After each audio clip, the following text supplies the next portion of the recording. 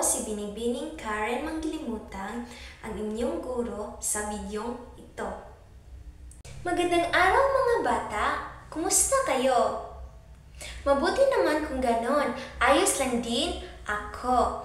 Bago tayong magsimula sa ating klase, magsasagawa tayo ng panalangin. Tumayo kayong lahat.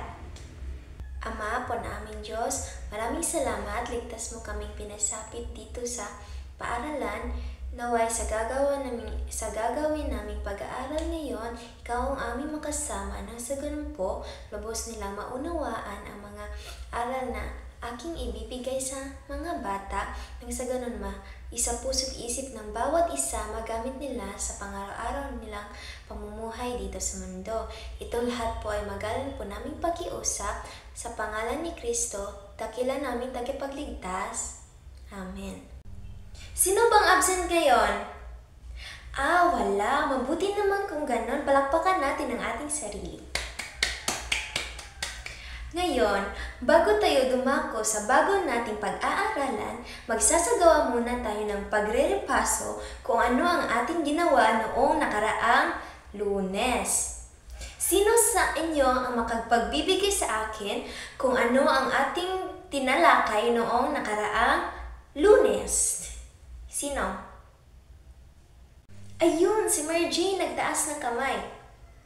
Mahusay, palakpakan natin. Ano nga ba ang ating tinalakay noong Lunes? Mahusay, patungkol ito sa tungkulin sa ating sarili. Ngayon, bago tayo dumako sa bago nating pag-aaralan, meron akong mga larawan dito na gusto kong hulaan ninyo kung ano ito at saan ito ginagamit. Una, ayun, si Mary Jane nagtaas ng kamay. Mahusay, tama si Mary Jane.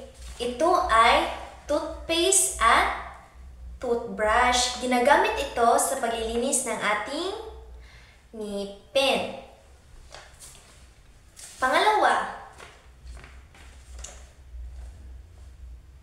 ayun, si Nico nagtaas ng kamay. Mahusay, tama si Nico. Ginagamit ito sa paglilinis ng ating katawan at ito ay isang sabon. Tama. Panghuli,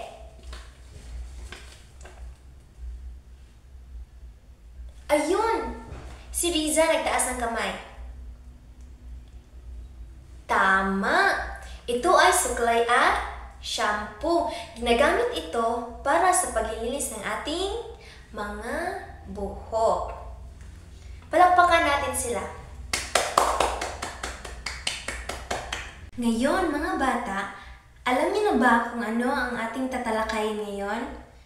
Sino ang makapagbibigay sa akin kung ano ang paksa natin ngayon?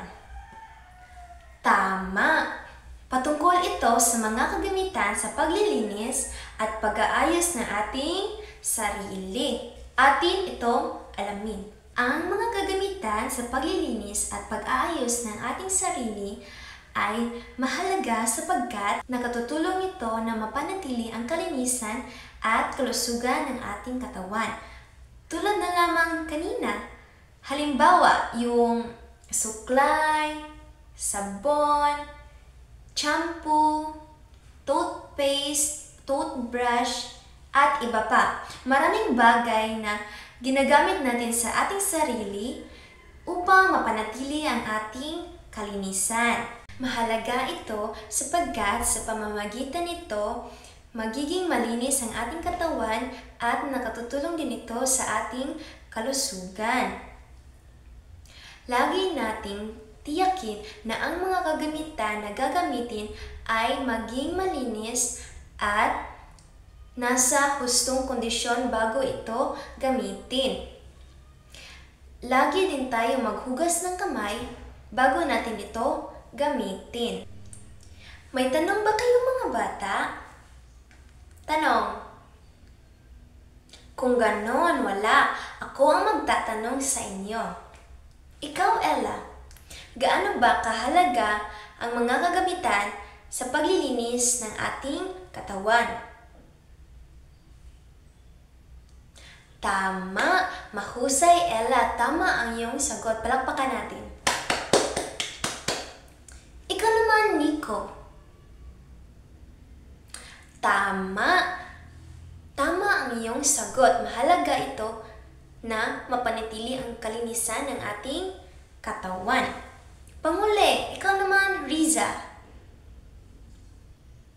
Tama, mahusay. Lahat ng sagot nyo ay tama. Mahalaga ang tamang paglilinis ng ating katawan sapagkat nakasalalay dito ang ating kalusugan. Ngayon, magsasagawa tayo ng pangkalahatang gawain upang malaman kung may natutunan ba kayo sa ginawa nating pag-aaral ngayon.